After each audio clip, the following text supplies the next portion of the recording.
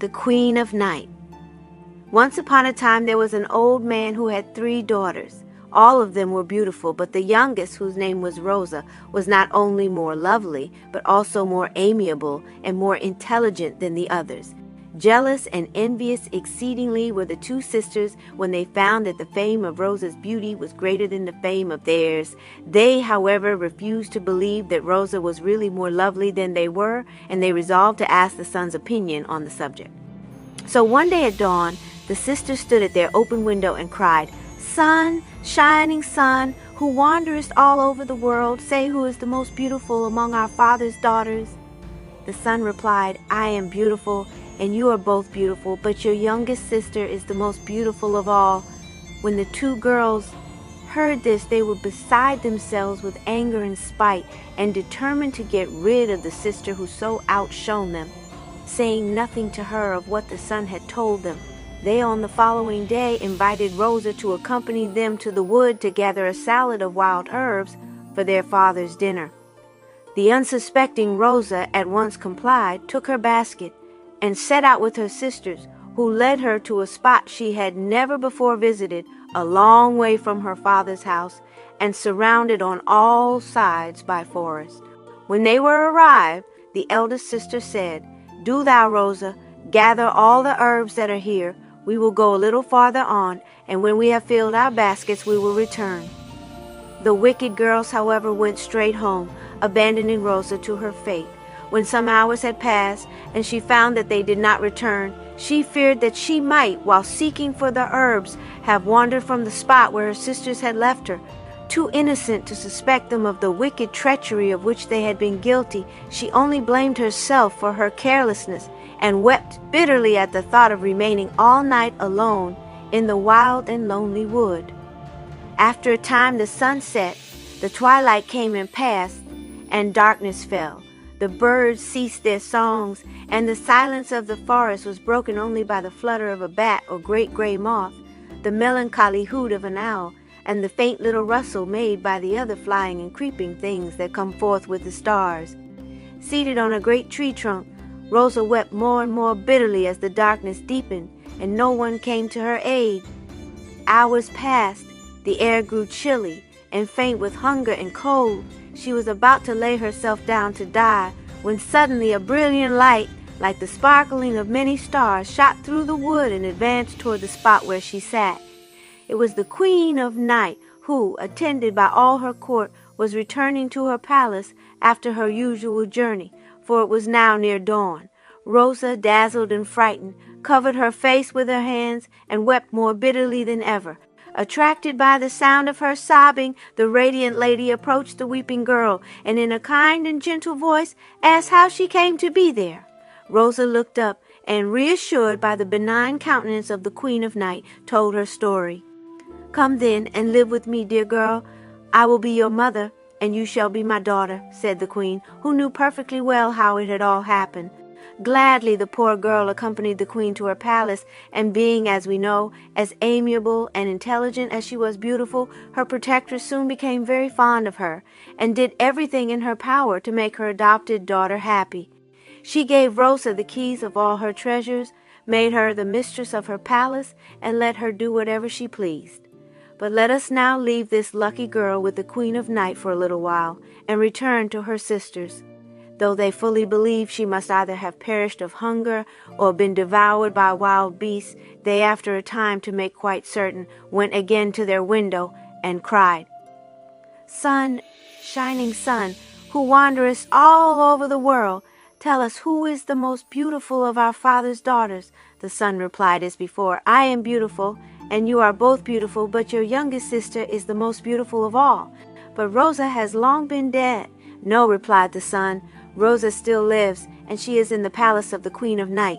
When the sisters heard this, their rage and spite knew no bounds. Long they consulted together as to the best means of bringing about her death, and finally these wicked girls decided to obtain from a witch of their acquaintance an enchanted kerchief which would make the person wearing it appear to be dead. Well, they set out, and presently arrived at the palace at an hour when they knew that the Queen of Night would be absent, and they might find their sister alone. Rosa was delighted to see them, for though they had often been unkind to her, she loved her sisters very dearly, and welcoming them warmly, she offered them everything she had and pressed them to remain. They, on their part, pretended to be overjoyed at finding again the sister they had mourned as lost, and congratulated her on her good fortune. When they had eaten and drunk of the good things she set before them, and were about to take their departure, the eldest sister produced from her basket the enchanted kerchief. "Here, dear Rosa," said she, "is a little present which we should like you to wear for our sakes. Let me pin it round your shoulders. Goodbye, dear," she added, kissing her affectionately on both cheeks. "We will come and see you again before long and bring our father with us.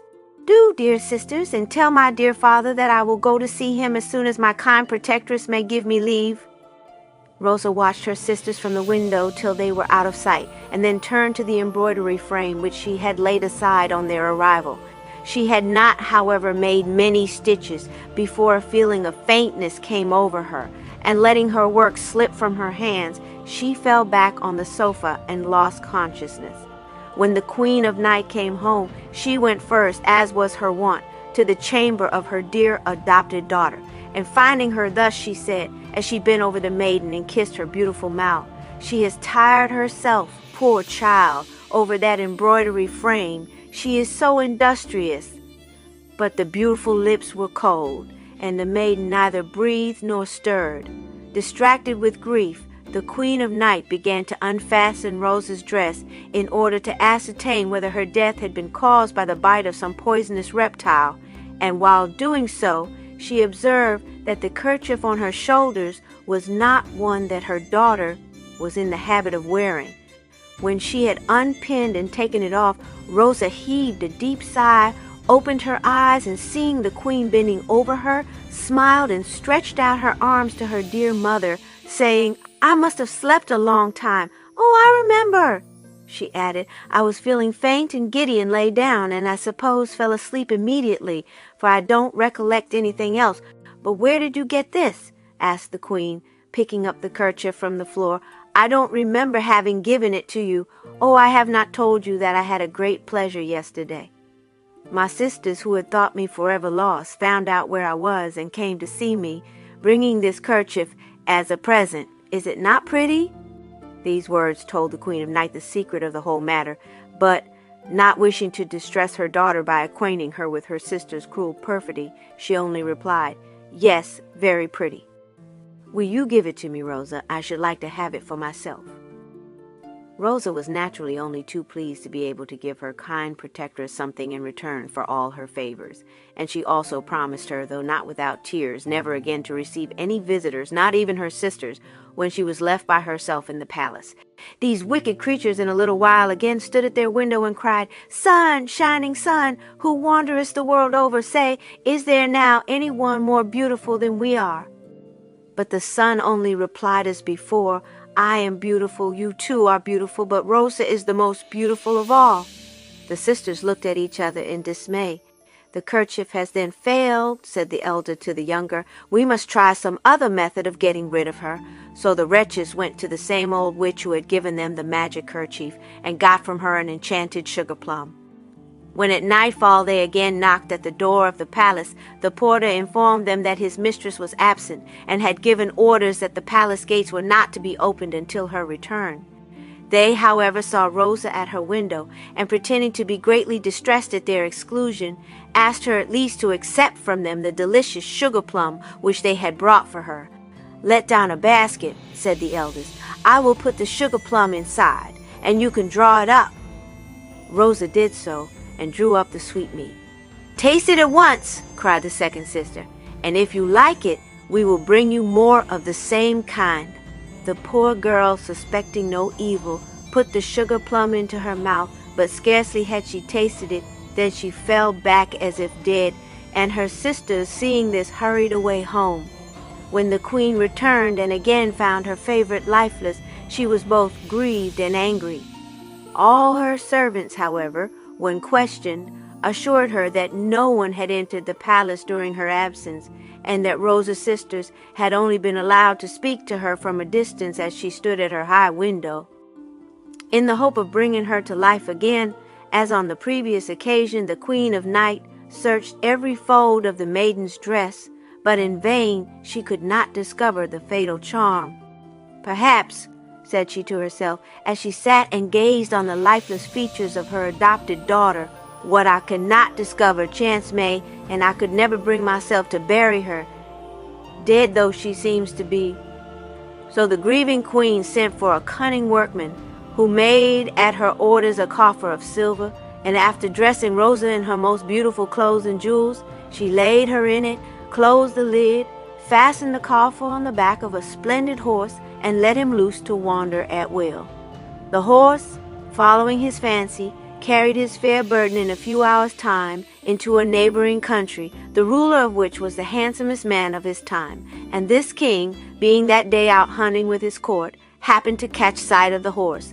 Attracted by its beauty and fleetness, and by the strange shining burden it bore on its saddle, he approached, and seeing the animal to be masterless, he bade his people seize and lead it to the palace.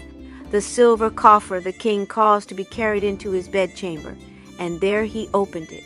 Imagine, if you can, his surprise on seeing within the form of a beautiful maiden.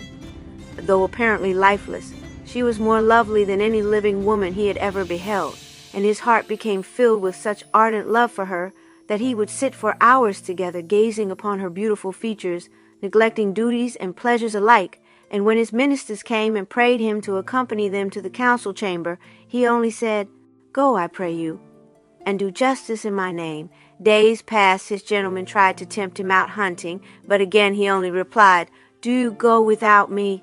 The royal cooks vied with one another in preparing the most delicious dishes for his table, but these he hardly tasted, nor did he even appear to notice what he was eating.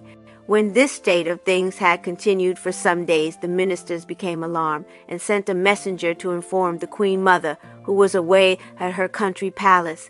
She came with all speed, and was much distressed to find her son so dispirited and melancholy. To all her anxious inquiries, however, he only replied that he was quite well, but preferred to remain alone in his bedchamber. The queen had, of course, already heard from the courtiers the story of the riderless horse and the silver chest, and she rightly guessed that her son had been bewitched by what he had found in it, and determined to discover what this might be. So the very next day, while the king was at dinner with his vizier, his mother went to his chamber, for she had a master key that would open all the doors in the palace, and there, extended on the divan, she saw the silver chest. Going hastily up to it, she raised the lid which the king had closed before leaving. At first she could only gaze in astonishment at the wonderful beauty of the maiden lying within, but her admiration presently changed to anger when she thought of her son, and seizing poor Rosa by her long hair, she dragged her out of the coffer and shook her violently, saying, "You wicked dead thing! Why are you not decently buried instead of wandering about casting spells on princes?" But as the queen shook her, the enchanted sugar plum was jerked out of Rosa's mouth, and she immediately came to life again and gazed around her in bewilderment. And as she opened her large, lovely eyes, the queen's anger passed away, and she embraced and kissed Rosa tenderly, weeping with delight the while. The poor girl was so astonished by the strangeness of everything around her that it was some minutes before she could ask, "Where am I, noble lady, and where's my dear mother?" "I know not, my child, but I will be your mother, for you shall marry my son, the king, who is dying for love of you." As she spoke, footsteps were heard at the door, and the king entered. Imagine, if you can, his amazement and joy at finding, seated on the divan by his mother's side, the maiden he loved so dearly, restored to life and 20 times lovelier than before. Not to make too long a story of it, the king took her by the hand and asked her to be his wife. And when Rosa heard of his love for her and saw how handsome and noble he was, she could not but love him in return. So they were married with great splendor, and there were feasts for the poor, and fountains running honey and wine, and rejoicings for everybody. Well, the king and Rosa lived very happily together for some time, but her troubles were not over, for her wicked sisters had not yet done their worst to her. They had for long feared to go near the palace again, and nearly a year passed before they learned what had been the result of their last visit. One day, however, in order to make quite sure that Rosa was dead, they once more stood at their window and cried, "Sun, shining sun, who wanderest all over the earth, tell us if thou hast, since our youngest sister died, seen any maiden fairer than we. But the son only replied as before, I am beautiful. You two are both beautiful, but your youngest sister is the fairest of all. But Rosa is dead. No, Rosa lives, and she is the wife of the king of the neighboring country. Well, if these wicked women could not bear that their sister should be considered fairer than they, still less could they allow her to be a queen. So, disguised as two old women, they set off at once for Rosa's palace. When they arrived in the royal city, great rejoicings were going on because a baby prince had just been born. That is good news, said the elder to the younger when she heard this, for now we will be the nurses. So they went to the queen mother and gave themselves out to be wonderfully clever nurses from the neighboring country who had nursed the princes there. And the queen mother, deceived by their story, put them in charge of her daughter-in-law and the baby. On the pretext of keeping the young queen and her child free from evil spells, the make-believe nurses sent away all the other attendants from her apartments, and when they were left alone with their sister, they stack into her head an enchanted pin. She was immediately changed into a bird and flew away out of the window, and her eldest sister laid herself down on her bed in her place. When the king came in to see his wife, he could hardly believe his eyes. This could not be his wife. The false queen, guessing his thoughts, said, You find me changed, dear husband? It is because I have been so ill. The king, however, pretended not to have observed anything, but his heart froze within him as he looked on the object of this pretended transformation. It was his custom to breakfast alone every day in the garden, and one day while he was sadly musing there, a pretty bird flew down, perched on a branch overhead, and said, Tell me, my lord, have the king and the queen mother and the little prince slept well? The king smiled and nodded, and the bird continued, May they ever sleep sweetly, but may she whom they call the young queen sleep the sleep that knows no waking, and may all things over which I fly wither away. This said, the bird spread its wings, and wherever it passed, the grass and flowers withered, and the place became a desert. The gardeners, in despair, asked the king if they might not kill the bird which caused the mischief, but he forbade them, on pain of death, to do it any injury. Afterward, the bird came every day while he was at breakfast in the garden, and the kind voice of the prince soon made it so tame and fearless that it would perch on his knee and eat from his hand. This familiarity enabled the prince to observe the bird's plumage more closely, and one day he caught sight of the pin in its head. Surprised at this, he ventured to withdraw it, when the bird disappeared, and his own dear wife stood again by his side. When he had recovered a little from the joy and surprise caused by this strange event, and had welcomed his wife back, he asked her to tell how it had all happened. And Rosa, whose eyes were now fully open to the malice and wickedness of her sisters, told him all she knew of her own adventures. When the prince had learned the evil deeds of his sisters-in-law, he bade his guards bring these wretches before him, and condemn them both to a death suitable to their crimes. In vain did Rosa entreat him to pardon them.